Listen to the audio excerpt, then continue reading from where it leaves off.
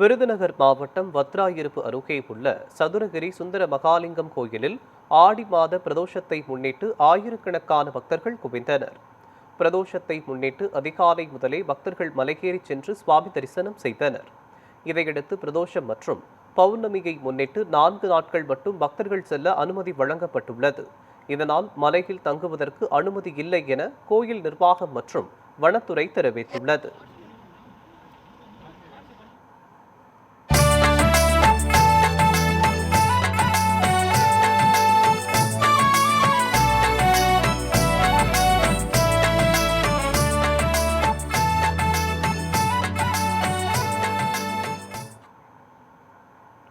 நெல்லை மாவட்டம் வள்ளியூர் அருகே புனித அன்னம்மாள் ஆலயத்தில் நடைபெற்ற தேர் திருவிழாவில் திரளான கிறிஸ்தவர்கள் கலந்து கொண்டு பிரார்த்தனை செய்தனர்.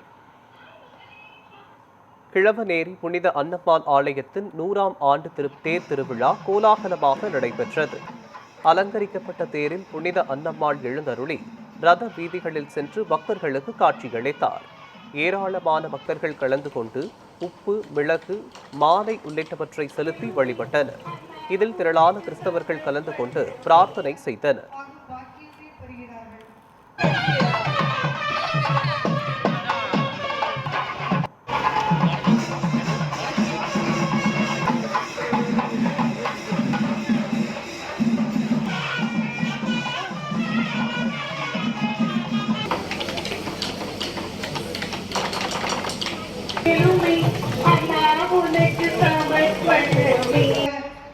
பாக்கியத்தை பெறுகிறார்கள்.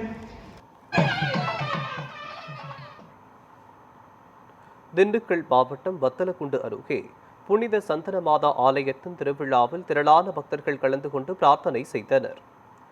பெத்தானியாபுரத்தில் அமைந்துள்ள புனித சந்தனமாதா ஆலயத்தில் ஆண்டு திருவிழா கோலாகலமாக நடைபெற்றது. அலங்கரிக்கப்பட்ட மின் அலங்கார தேரில் புனித சந்தனமாதா, அடைக்கலமாதா, ஆரோக்கியமாதா மற்றும் புனித அந்தோனியார் ஆகியோரின் திருவுருவ சிலைகள் ஊர்வலமாக கொண்டு செல்லப்பட்டன. இதில் ஏராளமான கிறிஸ்தவ மக்கள் கலந்து கொண்டு பிரார்த்தனை செய்து வழிபட்டனர்.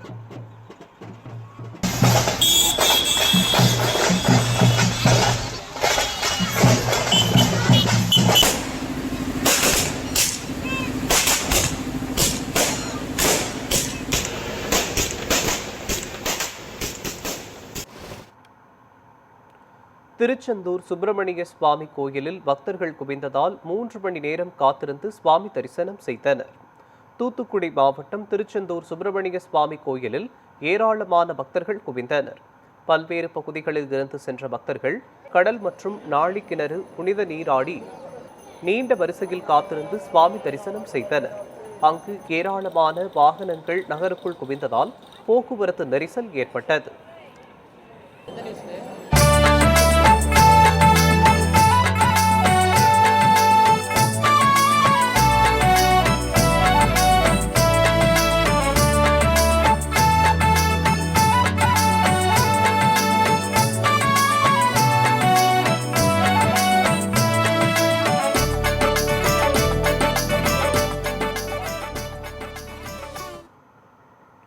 திருவையாறு பகுதியில் காவிரி ஆறு வறண்ட நிலையில் காணப்பட்டதால் காவிரி தாய் சிலைக்கு விவசாயிகள் சிறப்பு அபிஷேகம் நடத்தி வழிபட்டனர். காவிரியில் நீர்வரத்து முற்றிலும் குறைந்து தஞ்சாவூர் மாவட்டம் திருவையாறு பகுதியில் காவிரி ஆறு வறண்ட நிலையில் காணப்படுவதால் காவிரி தாய் சிலைக்கு சிறப்பு அபிஷேகம், ஆராதனை மற்றும் அர்ச்சனை நிகழ்ச்சி நடைபெற்றது. இதில் பங்கேற்ற விவசாயிகள் காவிரியில் நீர்வரத்து அதிகரித்து டெல்டா மாவட்டங்களில் விவசாயம் செழிக்க வேண்டும் என பிரார்த்தனை செய்தனர்.